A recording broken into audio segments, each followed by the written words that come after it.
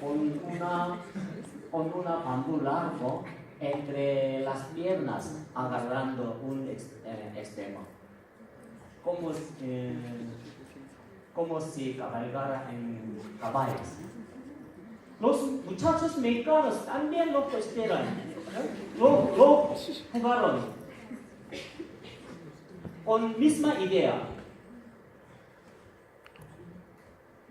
Mire, aquí se escribe por la imitación, por la cabalgadura.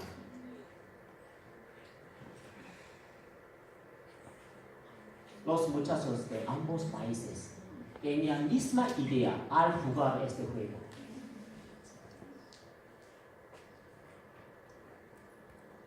Mire, la guitarra. Este juego, vamos, ellos son coreanos, ellos son muchachos mexicanos. Ellos usaron el mismo diagrama. El modo de jugar es igual. No hay otra nación en Asia que jugaron este juego, pero solamente los coreanos lo jugaron. Los mexicos lo jugaron también.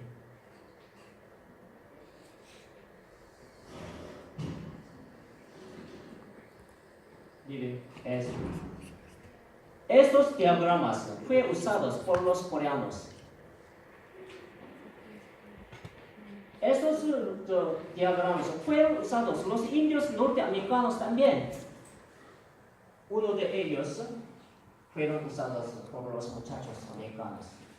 Miren esto. Cuando yo era niño, yo jugaba mucho con este diagrama.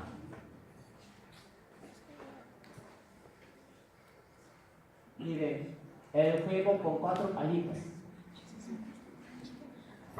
Este juego es muy tradicional para nosotros los coreanos. Por eso algunos arqueólogos, algunos antropólogos coreanos dicen, casi siempre dicen que quien quiera que sea el que juega este juego sería coreano. Pero, mire, el mismo juego se encontraba en México. El diagrama usado por ambos países es igual. Redondo y rectangular. Redondo y rectangular. La única diferencia es esta parte. El diagrama mexicano tiene 10 pasos, pero el coreano tiene solamente 5 pasos. Esta diferencia ocurrió por la diferencia de los palitos. Los coreanos no tienen dibujos, pero los mexicanos tienen dibujos. Este dibujo significaría más de 2 puntos, ¿no? Por eso esta parte fue alargada en 10 pasos.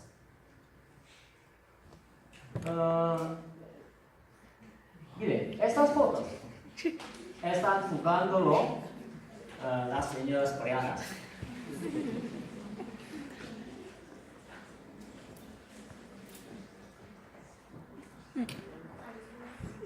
Miren, el juego con 5 guijarros pequeños. Los juegos tradicionales de los coreanos no se encontraban solamente en México, sino en otros países de América. Este juego se encontró en los Estados Unidos, por eso está explicada en inglés. Se escribe así. Las muchachas preparan 5 guijarros pequeños. Aquí se escribe 3 o 4 centímetros pequeño. Es demasiado grande. Más pequeño. Ellas tiran los 5 guijarros en el suelo y cogen uno y lo tiran al aire. Y cogen uno en el suelo y recibe el guijarro que cae. Se repite de esta manera hasta cuando coge el último hierro en el suelo.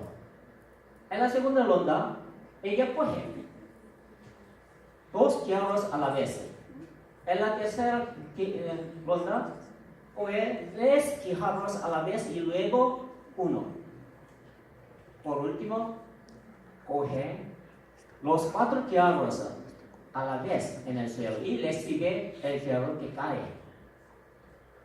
Si tiene éxito hasta aquí, ella empieza otro tipo de juego.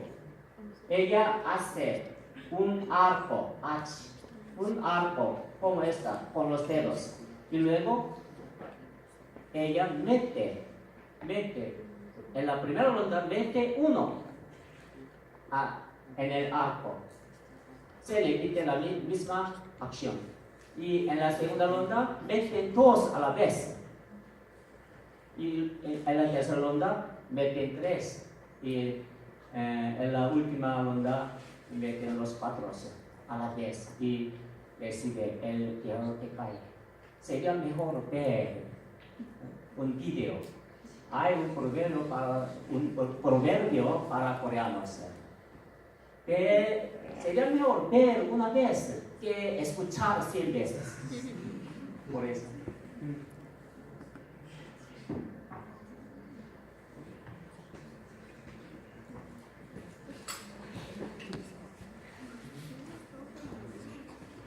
했어요? 1번부터 들을게요. 어? 1번부터 들으면 되잖아요. 잠깐 수업을 시켜보세요.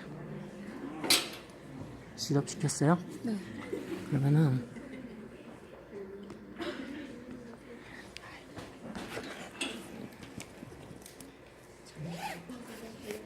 팀들이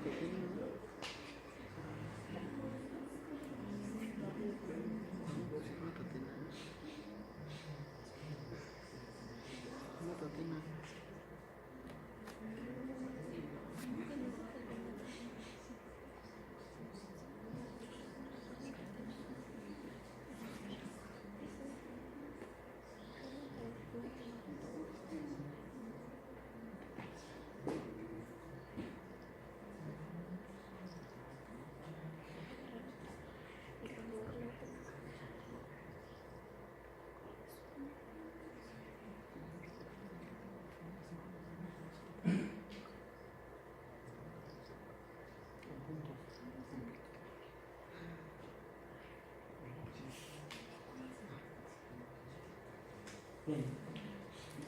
Mire, este juego es muy tradicional para todos los coreanos, pero lo jugaron los indígenas americanos.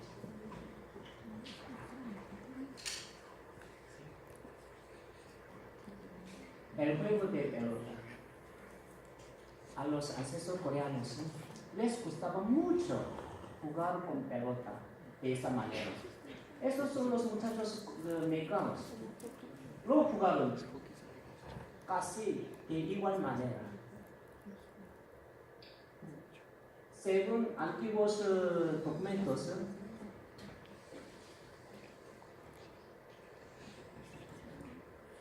había un estadio para el juego de pelota en Corea también, pero se nos desapareció todo. Hoy en día no sabemos su forma y su tamaño. Pero, según algunos apuntes antiguos, los jugadores preparan 2 tablas con agujero y ellos las colocarán en ambos lados de la cancha, en el medio de la cancha. Como como la cancha de los ancestros suyos. Sería muy singular colocar la meta de gol en el medio de la cancha, en ambos lados. Es muy singular, pero el mismo estadio se encontraba en Corea también. Y si se pasa la pelota por este agujero, entonces gana un punto. De igual manera que los aztecas. Miren, una característica muy importante de los ancestros suyos es que ellos construyeron muchas pirámides. Sus pirámides tienen la planta superior plana. Los ancestros coreanos también construyeron muchas pirámides en Manchuria, su antiguo territorio. Algunos arqueólogos coreanos dijeron que habría más de 10.000 pirámides alrededor de esta pirámide. Y en toda la Manchuria habría miles y miles de pirámides, pero no podemos visitarlas. Está prohibido visitar las pirámides por el gobierno chino. Solamente está permitido visitar esta pirámide. Esta pirámide es la tumba del rey coreano que gobernó en el siglo V. El rey gobernó Manchuria en aquel tiempo. Los ancestros coreanos construyeron pirámides con piedras o tierras. Esta pirámide de tierra se encuentran en Corea del Sur. Por eso, si ustedes visitan Corea, entonces pueden ver estas pirámides. Mira, vamos a ver el dragón serpiente Quetzalcóatl, el dios de lluvia. Mira. En la época antigua, los ancestros coreanos tenían su propio dragón. El dragón coreano era diferente del dragón chino. El dragón chino se originó del cocodrilo, pero el dragón coreano se originó de la serpiente. El dragón chino tenía patas fuertes del cocodrilo y cada pata tiene dedos, como se ve en esta foto. Pero el dragón coreano no tiene patas ni dedos, como Quetzalcóatl de México.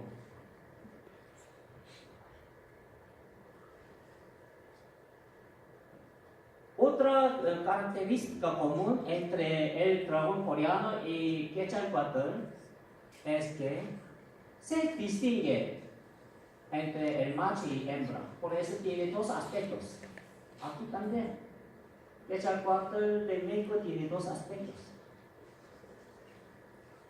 Pero el dragón chino no se distingue entre macho y hembra. Tiene solamente un aspecto. Es hermafrodita. La tercera característica común entre el dragón coreano y Quetzalcóatl sería este símbolo. Miren estas fotos. Miren estas fotos. Este símbolo está en la cabeza. También en Quetzalcóatl. Miren, este símbolo es muy importante para ustedes y para nosotros. Tiene un significado muy importante, pero no puedo explicarlo por falta de tiempo. Vamos a dejarlo para otra ocasión. Mire, hay la cuarta característica común entre el dragón coreano y Quetzalcóatl. Los ancestros coreanos y los ancestros suyos tenían una costumbre de esculpir, por lo general, solamente la cabeza. Solamente la cabeza. Pero los chinos, los ancestros chinos, esculpían casi siempre el cuerpo entero. Esta diferencia es muy importante. Esta diferencia ocurrió debido a la diferencia de hábitat de estos dos animales. Las serpientes viven en la cueva de tierra y los cocodrilos viven en agua o en pantano, mostrándose su cuerpo entero. Cuando llueve mucho, las serpientes tienen que salir de su cueva de tierra porque estará llena de agua. Por eso deben salir de su cueva o se puede quedarse en su cueva, pero con la cabeza fuera. Con la cabeza fuera para respirar. Miren, con la cabeza fuera para respirar. Este aspecto se consideró para los ancestros coreanos como dios de lluvia. Los ancestros coreanos empezaron a creer que las serpientes, como dios de lluvia, estaban saliendo de su cueva para hacer caer la lluvia.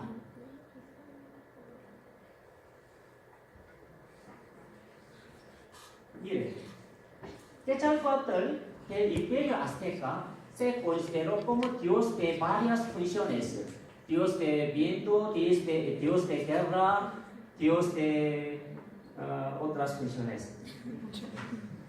Pero en su origen, me parece que Quetzalcóatl era dios de lluvia en su origen. La prueba está en el templo de Quetzalcóatl de Teotihuacán. Ahí está esculpido caracoles y conchas al lado de la cabeza de Quetzalcóatl. ¿Qué quiere decir conchas y caracoles? Quiere decir agua. Sí. Quetzalcóatl, por lo menos de la época de Teotihuacán, se consideró como dios de lluvia.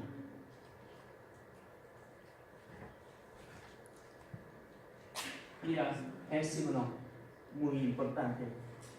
Empezó a aparecer en Corea desde el siglo XX antes de Jesucristo. Y sigue apareciendo en todas las cosas arqueológicas, como en México. Las cosas arqueológicas de México también tienen este signo. En muchas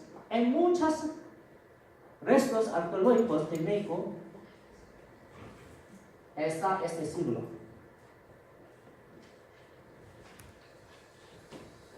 Mire, todos son los restos arqueológicos de los coreanos, tienen el mismo signo.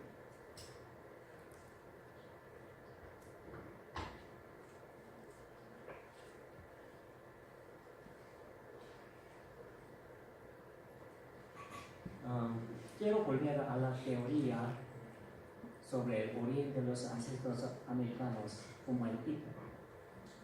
Como les dije, la teoría sobre el origen de los nativos americanos dice que los ancestros llegarían a América hace unos 20,000 años sin ninguna cultura. Esta teoría fue fortificada y difundida por todo el mundo por una expedición organizada por el señor Maurice Jessup. Maurice Jessup es un millonario y el primer director del Museo Nacional de Estados Unidos al final del siglo XIX. Él organizó una expedición para investigar el origen de los nativos americanos. La expedición, después de 5 años de actividades, llegaron a una conclusión. La conclusión como la teoría que acabamos de ver. Ellos explicaron que los ancestros de los nativos americanos llegaron a América sin ninguna cultura y con el transcurso del tiempo se aumentó su número y finalmente empezaron sus culturas, sus propias culturas de ropas, sombreros, decoraciones, creencias, juegos tradicionales que acabamos de ver y todo. Si esta teoría es verdadera, entonces, ¿cómo se puede explicar la coincidencia que acabamos de ver?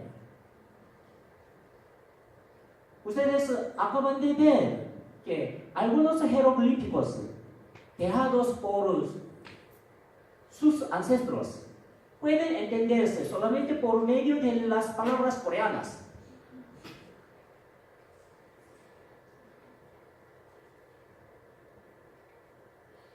Mire, hay muchas coincidencias de culturas entre Corea y México en la historia pasada. Los coreanos y los mexicanos no se conocían uno a otro hasta el final del siglo XIX. Por eso, debe no existir tales coincidencias, pero sí que existen. ¿Cómo puede explicar la coincidencia? Yo no niego la teoría que acabamos de ver. Yo no niego la teoría de la expedición. Yo también admito que algunos ancestros llegarían a América hace 20,000 años por ahí, sí.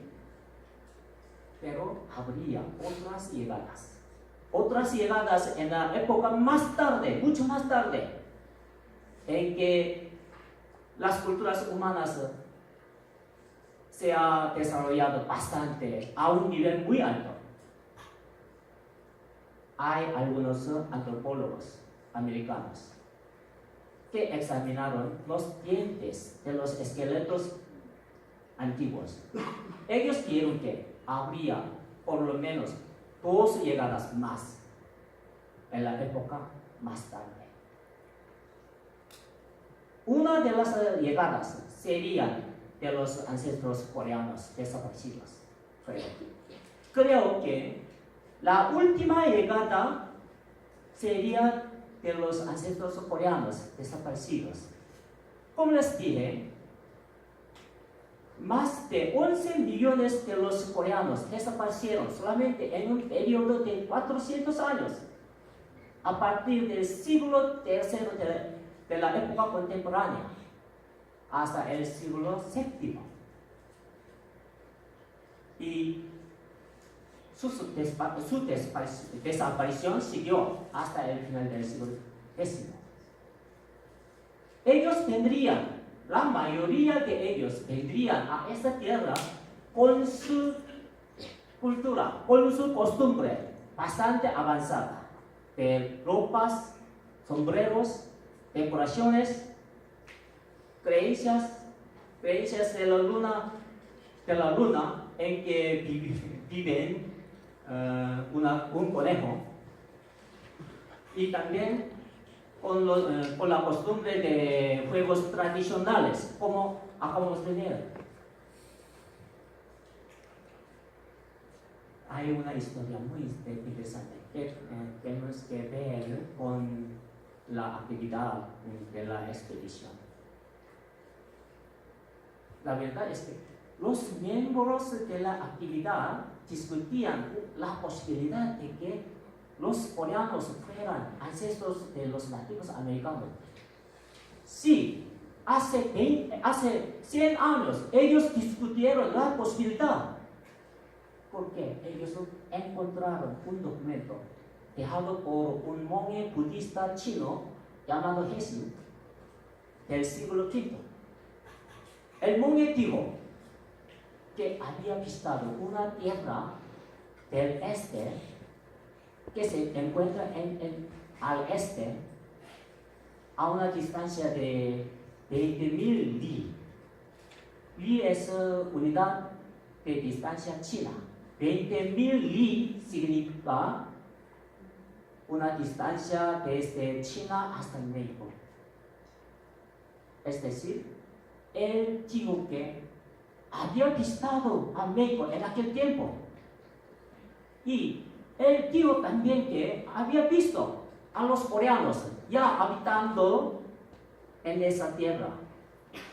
Por eso, los miembros de la expedición discutieron la posibilidad, pero ellos llegaron a una conclusión. El monje budista chino dijo mentira, porque no había ninguna evidencia concreta. Ninguna evidencia concreta para probar que los coreanos habían vivido en esta tierra. Ellos no vieron las evidencias que acabamos de ver. Hemos visto hasta ahora tantas coincidencias, tantas pruebas dejados por los coreanos, por los ancestros coreanos desaparecidos. Recuérdese que algunos jeroglíficos pueden entenderse solamente por las palabras coreanas.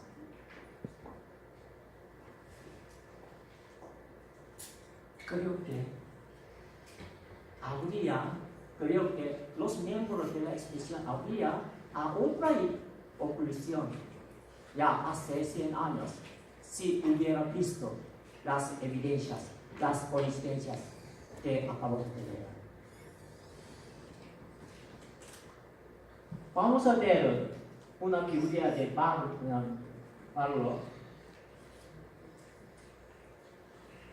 de oso hormiguero. Este animal no vive en Corea, no vive alrededor de Corea, no vive en Asia. Vive solamente en México y al sur de México. Pero esta figura de Pablo fue escapada de una tumba del siglo V en Corea. Cuando la encontraron,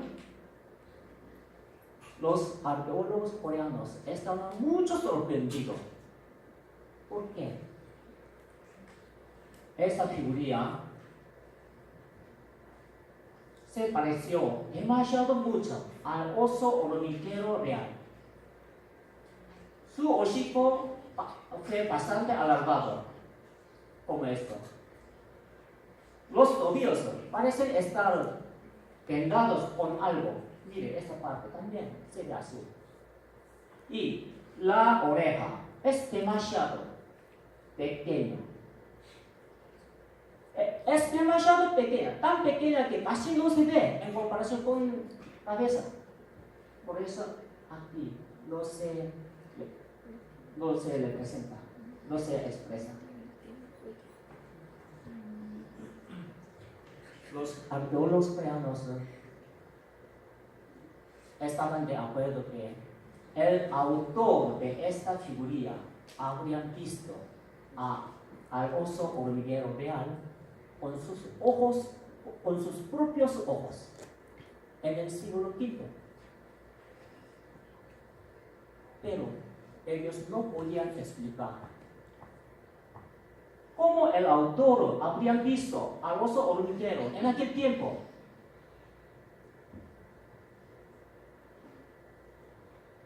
Por eso, esta figura se nos quedó como un misterio de historia coreana. Pero gracias a mi investigación sobre la relación antigua entre México y Corea, este misterio también está resolucionándose. Ya. Es que, mire, yo no estaba todavía a la diferencia de horas. Por eso no podía dormir. Y por eso tengo que beber agua.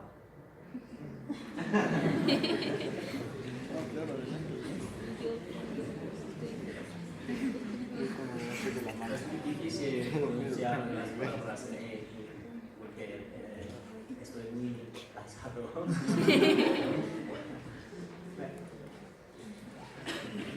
Ahora vamos a ver este mapa otra vez. Ya hemos marcado la dirección de los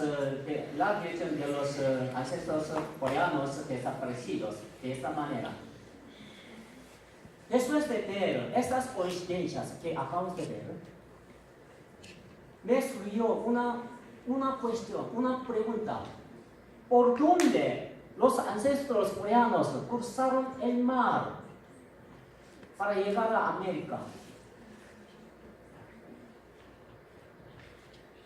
La duda se solucionó por sí sola cuando encontré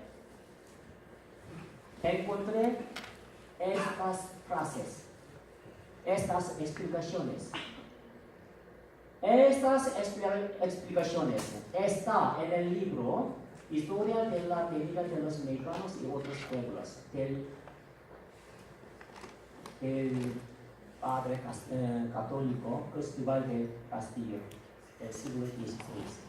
Él escribe así: se aparta muchas veces el agua celestial, la que llamaban agua divina, cierto cuando así pasa, cuando de una parte y otra se divide el agua celestial. Mire, esta descripción es sobre la ruta de los ancestros suyos, los aztecas. Los aztecas cruzaron un mar, el mar, pero donde no sabían hasta ahora dónde está la ruta, pero aquí está la información sobre la ruta. Cuando encontré estas informaciones, abrí el mapa mundial en Google y encontré estas islas, las islas aleutianas.